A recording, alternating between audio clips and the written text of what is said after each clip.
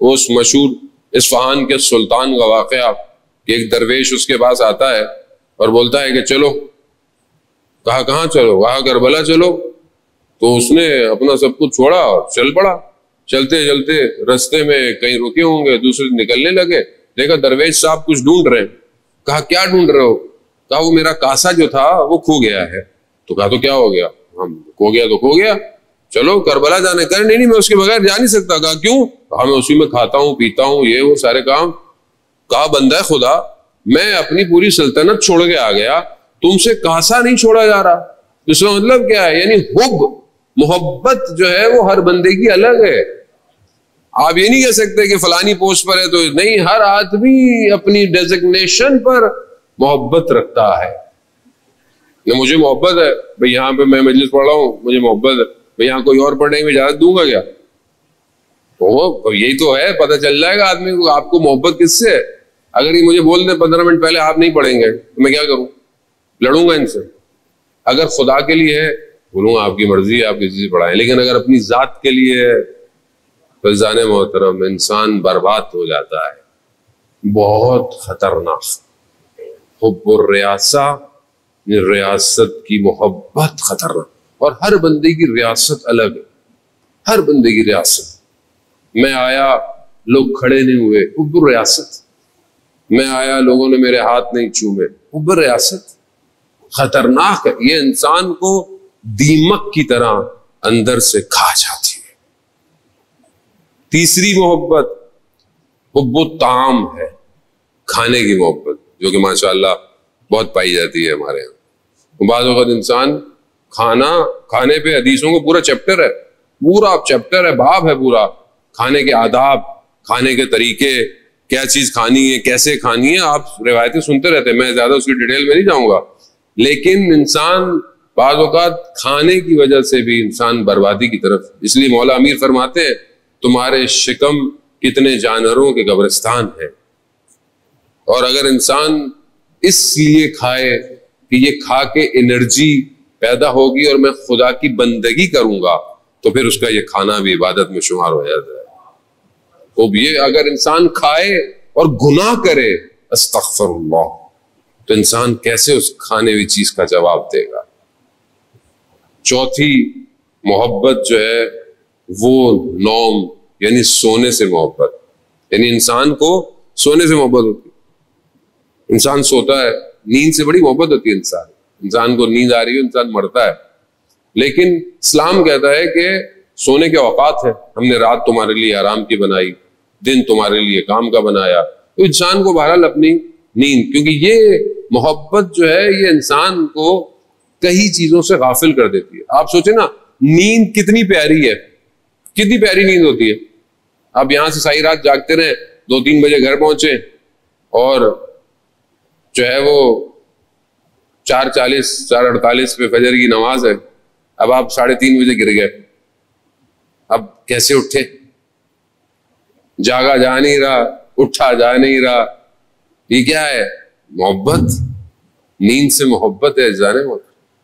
لیکن جسے خدا سے محبت ہو وہ اپنی نیند کے خود ہی الارم لگاتا ہے. گھڑیوں کے الارم اسے نہیں اٹھاتے, 10 اٹھا لیں, لوگ ہل نہیں رہتے. اب یہ انٹرنل اپڈیٹ, آپ کو سافٹ ویئر اپڈیٹ کرنا ہے کہ مجھے اگر میری نیند گہری ہے تو میں جلدی سو, اگر مجھ سے اٹھا نہیں جاتا تو میں مطلب ٹائم پہ سو. اب یہ ایک محبت راحت طلبی کی محبت. انسان کو مطلب آسائش چاہیے, آرام چاہیے. اب دیکھ لیں کئی لوگ کربلا میں نہیں آئے. کیوں نہیں آئے؟ ان کو راحت, وہ اپنی جان نہیں دے سکتے. عبید اللہ ابن غور جوفی وہ مال دے رہا ہے امام کو مگر جان نہیں دے رہا, نہیں آیا. حب دنیا عمر ابن سعد لعنت اللہ نہیں آیا, ریاست کی وجہ سے نہیں آیا. کچھ لوگ کربلا میں کھجور کی وجہ سے آئے. آپ یقین کریں, تاریخ خود بیان کرتی ہے کہ کچھ لوگ امام کے مقابلے میں کھجوروں کی وجہ سے آئے تھے. کھانے کی محبت. وہ کسی کو ریاست چاہیے تھی, کسی کو آرام طلبی کی چاہیے. اور آخری محبت جو کہ بہت خطرناک, حب النساء, عورت کی محبت. ابن ملجم عورت کی محبت میں اپنے زمانے کے امام کو شہید کر دیتا ہے. تو یہ انسان اپنی زندگی میں دیکھے جانے والا کہ خدا نہ خواستہ انسان انہی چیزوں میں گرفتار تو نہیں ہے. یہ محبتیں اگر کاذب ہیں تو یہ کبھی بھی امام تک پہنچنے نہیں دے. مگر اگر یہی محبت بہترین ہے آپ دیکھیں تو انسان اپنے وجود کو قربان کر دیتا. بہت پرانے ذاکر اظہر زیدی صاحب فرماتے تھے، کہتے تھے کہ پروانہ، لوگ کہتے ہیں پروانہ شمع کا عاشق ہوتا ہے تبھی تو وہ آتا ہے، اور تو وہ کہتے تھے کہ نہیں، یہ غلط ہے، پروانہ کبھی بھی شمع کا عاشق نہیں ہوگا. کہا کیوں؟ کہتے تھے تمہارے پاس دلیل ہے اس کی کہانی کا؟ میرے پاس دلیل ہے کہ یہ شمع کا عاشق نہیں ہے، پروانہ تاریکی کا عاشق ہے. کیوں؟ کیونکہ شمع آ کر تاریکی میں مخل ہوتی ہے، وہ اس میں آ کے ٹکراتا ہے، اس کے اندر تو اسے تاریکی سے محبت ہے.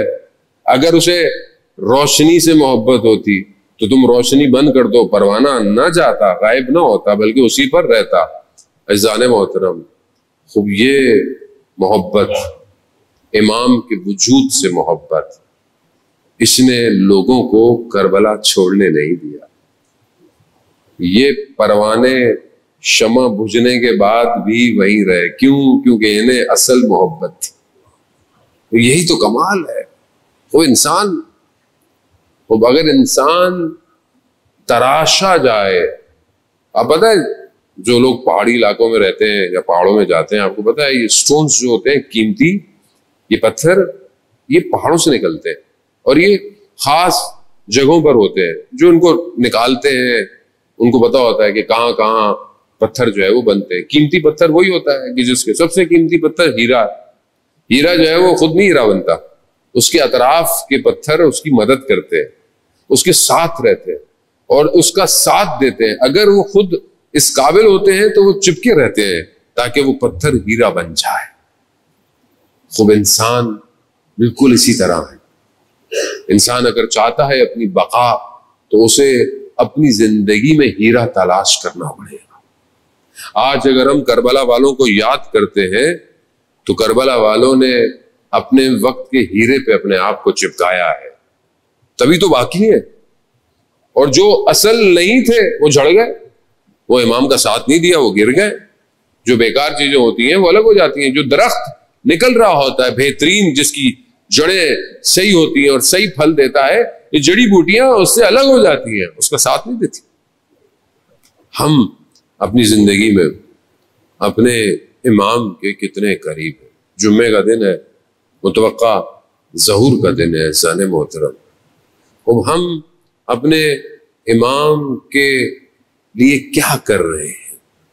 ہم اپنے امام کو کتنا یاد کرتے؟ اب آپ بولیں گے کہ میں کہاں، میرا امام کہاں؟ ایسا نہیں ہے جانے والا. امام کے نزدیک آپ کا ظاہر نہیں ہے.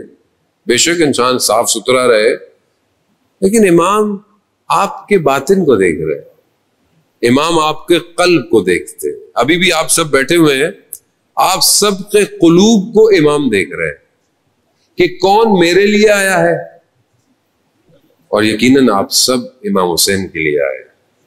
آپ سب کے قلب نورانی ہے. شاید آپ کے آگے سے پردہ ہٹ جائے ملاکوت کا تو آپ کو سارے قلب روشن نظر آئیں گے اور سارے قلوب میں صرف حسین نظر آئے گا.